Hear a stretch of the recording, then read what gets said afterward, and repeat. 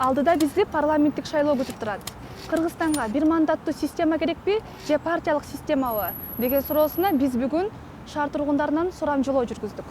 Эми бир мандаттуу шайлоону биз Кыргыз эли башыбыздан өткөргөнбүз да. Бул партийный системадан ашык жаман нерселерди алып келчү нерсе да, одномандатный.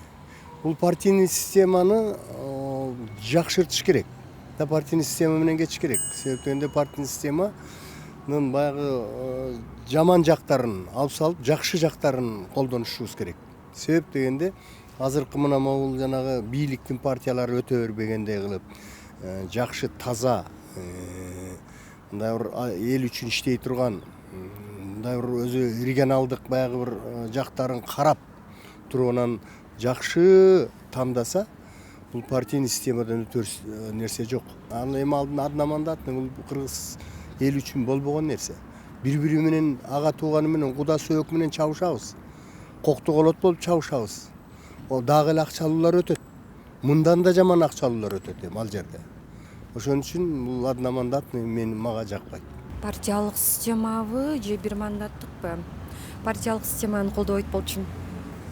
Бир мандаттуу система деген колдойт болчумун да. Ну, партийная система, не одномандатная.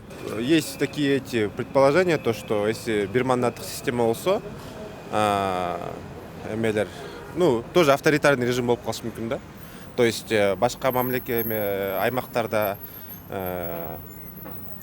такие авторитетные люди, как вот недавно Эркин Нурбаев в своем интервью говорил, вот я его поддерживаю тоже, с партии этого реформа.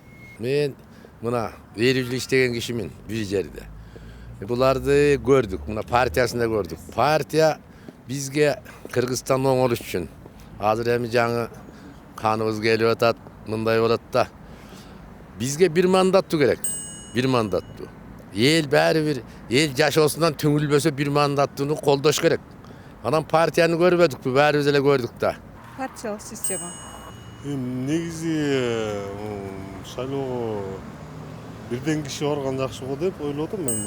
Анткени партия болгондо ар кандай азыр бизде көбүнчө эле бизнесмендер эле барып атпайбы? Акчалар менен эле барышып атат. Бир киши барса мүмкүн ошо айылда, региондордо ар ким өзүнүн билген кишилерин шайлап алабы дейм да. Мен оюма бир мандаттуу эле жакшы. Эле кандай. Вообще мен барып да көргөн эмесмин.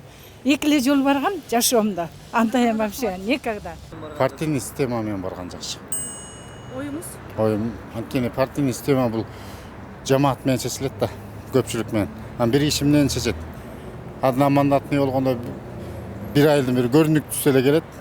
Андан башка эми ал өзүнүн бир колунда бар бир бай киши келиши мүмкүн. Бирок ал өзүнүн байлыгы үчүн эч кандай эл үчүн иштебейт. Бизге бир мандаттуу эле жакшы болот, мурункудай эле. Партиялык система эле туура болот го деп ойлойм. Мен оюмча бир мандаттуу лучше. И чтобы количество депутатов было порядка где-то 60. У нас в Кыргызстане всего 42 района есть.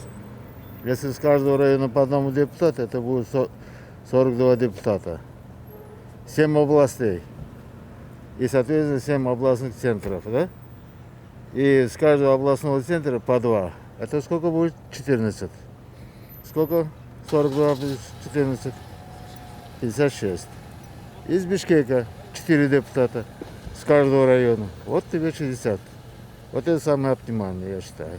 Шайлоочу катары мен шайлаган деле жокмун чындыгында. Потому что мен тааныбайм деле. Ну, скорее всего, бир мандаттуу партиялыкты көрбөдүкпү. Что происходит, уже сколько революций произошло, поэтому, наверное, скорее всего, бир мандаттууго. Мандаттуу болсо аябай жакшы болмок. Мен өзүм жашым жете элек болгондуктан мен азыр шайлоого катыша албайм. Да, мне кажется, по одному, наверное, да. Кажется, да. А как одномандатная будет, да? Скорее всего, да. Потому что зачем много? Достаточно одного, чтобы один управлял, чтобы он грамотно все делал, да? Партия керек окшойт. Бир мандаттын система эми подкупка оңой болуп калат го.